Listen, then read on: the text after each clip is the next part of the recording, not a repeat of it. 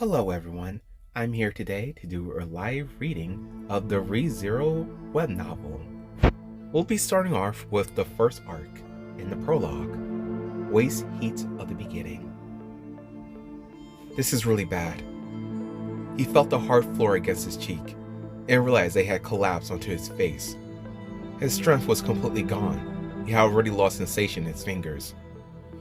The heat from his core was so excruciating, it made him want to tear his throat out. Hot, hot, hot, hot, hot! The moment he opened his mouth to scream, what spilled forth was no shriek, it was a clump of blood. He vomited up large quantities of his lifeblood as he coughed. Frothy blood started foaming up at the corners of his mouth as he gurgled. Within his dim field of view, the ground had been dyed red. This is all my blood? There was enough to soak his fallen body. Blood comprises about 8% of the human body, and it's said that losing about a third of that would be life-threatening, but it seemed to him that he already lost just about all of it. He had stopped vomiting blood, but the heat that felt as though it would incinerate him still persisted. He moved his hand toward his abdomen with great difficulty, and having felt an impossible sensation there, he understood.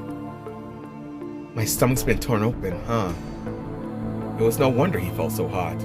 It seemed his brain had confused pain for heat.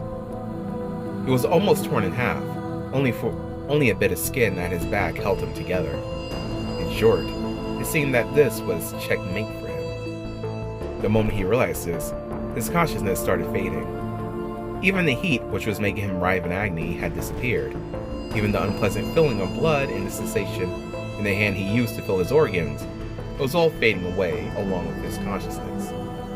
All that was left was his body, which would not be able to accompany his soul.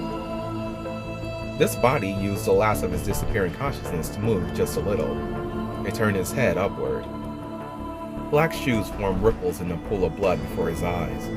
There was someone there, and that someone was most likely the one who killed him. Strangely, he didn't feel like looking at their face. This person was the one who took his life, and yet, he still decided to simply remain a spectator to his own demise.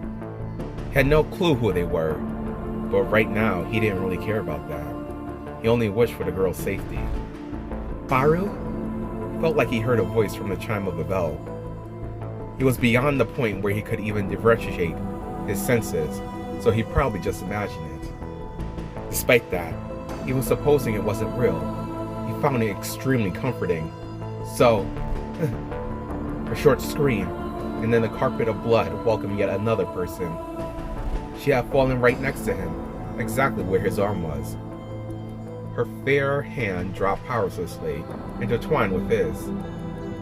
Probably just a coincidence. He felt her fingers move slightly, as if squeezing his hand. He forced his disappearing consciousness to return for a moment. The pain and the heat, everything had faded away. It was a meaningless effort, nothing but a loser wasting time. But even so, it will definitely save you. At that moment, Natsuki Subaru lost his life. And thus ends the prologue.